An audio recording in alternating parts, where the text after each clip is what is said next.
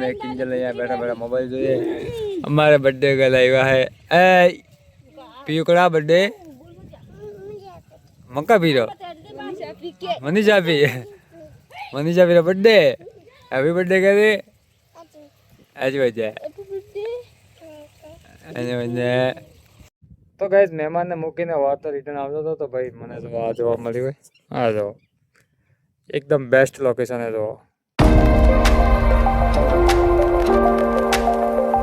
તો hello YouTube family, સ્વાગત છે નવા વ્લોગમાં. કેમ છો તમે બધા? મજામાં? તો ગાઈઝ આજનો વ્લોગ ચાલુ કર્યો અમે ખેતરે આવી જો.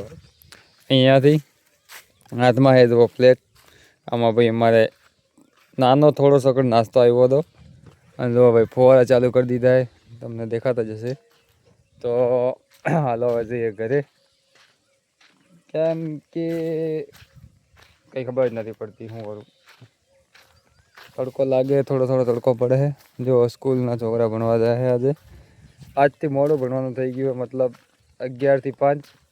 તો હવે 11 થી 5 સુધી શાંતિ આપણે નકર ઘરે આખો દિવસ કાચ નહીં. હવે મમતા, આરતી ને સોનું હવે 3:05 વાગે આવશે. તો હાલો આપણે જઈએ ઘરે. હવે થાળી આપી દઈએ, નાહી લઈએ, પછી મળું તમને. તો ગાઈસ ઘરે જતો હતો ને વચ્ચે ભાઈ ચા આવી ગઈ હતી અમારે, તો ચા પી લીધી ને અમારી મમ્મીએ તો અહીંયાથી એટલું સાફ કરી દીધું હોય. તો આ ભાઈ ઢોરાને ખાવા માટે નીકળી ગયો અને ચાલો આ પડી ચા પી લીધી મસ્ત. ને કિંજલ અહીંયા બેઠા બેઠા મોબાઈલ જોઈએ. અમારે બર્થડે ગર્લ આવ્યા હે. એ પીયુકડા બર્થડે મક્કા પીરો મનીષા પીરો બર્થડે હેપી બર્થડે કરે આજ વજે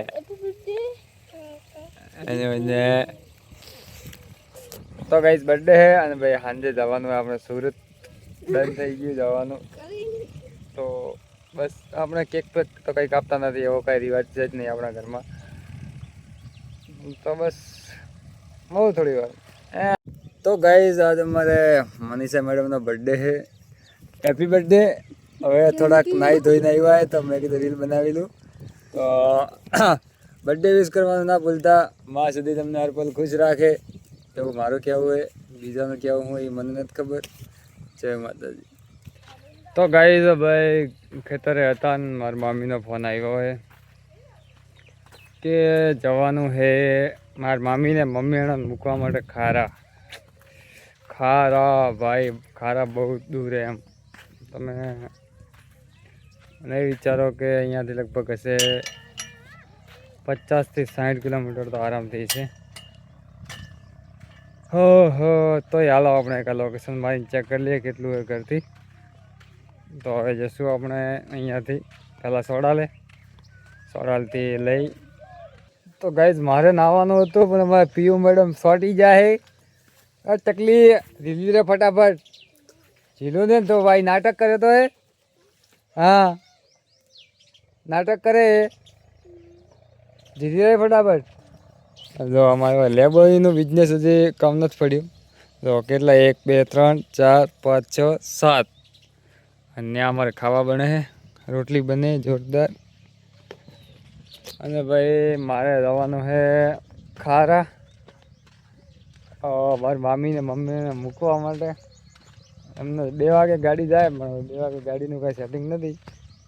તો હવે મને ફોન કર્યો કે ભાઈ તો આવ બાઇક લઈને મૂકીને રિટર્ન આવી જાય. તો મેં કીધું સારું હાલો આવું. તો પહેલાં નાહી ધોઈને તૈયાર થઈ જાઉં મસ્ત અને પછી જવું ખારા. હાલો. તો ગાઈઝ ફાઇનલી ભાઈ આપણે ઘરે નીકળી ગયા. હા જો અહીંયા પહોંચ્યા. આપણા રવિ ગેટથી બહાર નીકળી ગયો અને હવે છઠ્ઠા ગેરમાં ભાઈ જવાનું હોય આપણે. ચાલો જઈએ ફટાફટ.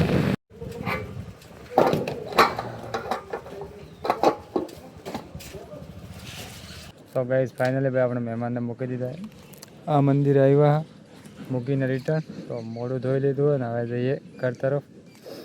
તો ગાઈઝ મહેમાનને મૂકી અને ભાઈ આપણે આવી ગયા. તો આ જગ્યાએ આ ડેમ હે. તો હાલો આપણે જઈએ નીચે. અહીંયાથી મેં રીલો બહુ જોઈ પણ આમ કઈ વિડીયો કોઈ જોયો નથી. હાલો આપણે ભાઈ જોઈ લઈએ. આજે આપણી પાસે ટાઈમ છે તો આપણે પણ જોઈ લઈએ અહીંયા.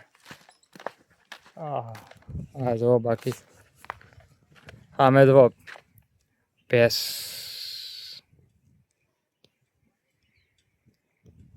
તો ગાઈસ મહેમાનને મૂકીને વાતો રિટર્ન આવતો હતો તો ભાઈ મને જો આ જોવા મળ્યું હોય. આ જો એકદમ બેસ્ટ લોકેશન હે. જો સામે જો ખાલી ભેંસો કેટલી હે. જો હા જો અહીંયા આખો ઢગલો હોય. પછી આ બાજુ જો અહીંયા ઢગલો હોય. અને ગાઈસ તો ઠંડો વાયરો આવે ને કેમ કે જો બાજુમાં જ પહાડ હે, ભાખરા હે. જો હા જો આવ્યું લગભગ ક્યારેક જ આપણને જોવા મળે છે. કેમ કે અમારી બાજુ આટલા ભાખરા નથી. ખારા બાજુ અમે આવીએ ત્યારે અમને વ્યૂ જોવા મળે. તો હમણાં તો હજી પાણી ઓછું હોય, પણ જ્યારે વરસાદ પડશે ને ત્યારે આખો ડેમ ભરાઈ જાય છેક ત્યાં સુધી. તો એટલે જે કાળી કાળી ઝાબા દેખાય ત્યાં સુધી આ પાણી ભરાઈ જવાનું હોય. તો હાલ તો ભાઈ આટલું જ પાણી છે નોર્મલ. અને નોર્મલ પાણી એટલે જ બધી ભેંસો અંદર ચરે છે. નહીંતર જો પાણી ફૂલ ભરાયેલું હોય તો આમાં કોઈ પણ ભેંસ પણ ના હોય, કોઈ માણસ ના હોય. જો સામે માણસ પણ છે, છાપરા પણ બનાવેલા છે સામે. તો બસ મને આ નજારો જોવા મળ્યો એટલે હું ભાઈ જોવા આવી ગયો આ બાજુ. તો હાલો હવે જઈએ ઘર બાજુ. તો ગાઈઝ આપણે ભાઈ લોકેશન જોઈ લીધું હોય તો હાલો હવે નીકળીએ ઘર તરફ.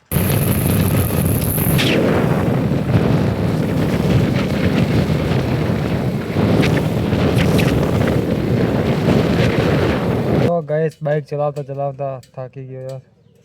સોલાલ ગામે આવ્યો અને બાઇકને અહીંયા થોડાક વિયામાં આપ્યો હોય. 80-90 કિલોમીટર હાલ્યો બાઇક હમણાં. મને પણ આમ તાપ છે તો હાથ જો ખાવા પડી ગયો.